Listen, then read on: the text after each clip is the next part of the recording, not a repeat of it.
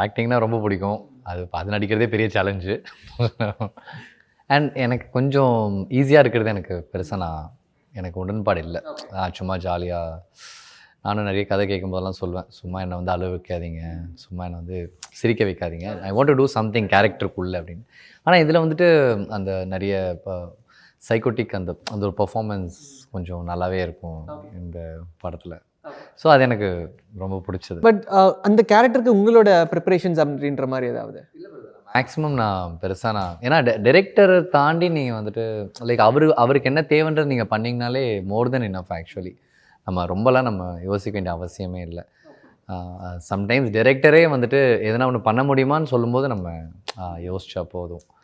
நான் அப்படிதான் அத பார்ப்பேன். ஏன்னா சம்டைம்ஸ் நம்ம ஓவரா பண்ணி அது கொஞ்சம் ஓவர் டூ ஆகி டைரக்டர் மேபி அங்கே அப்செட் ஆகிறதுக்கும் சான்ஸ் இருக்குது. என்னடா ஒரு மாதிரி யதார்த்தமாக நல்லா நடிப்பான்னு பார்த்தா ஓவராக நடிக்கிறான் அப்படின்ற சொல்லிடுவோம். ஸோ அதான் பெருசாக நான் ரொம்ப பிளாங்காக தான் இருப்பேன். பட் அந்த செகண்ட் என்னவோ அதுதான்.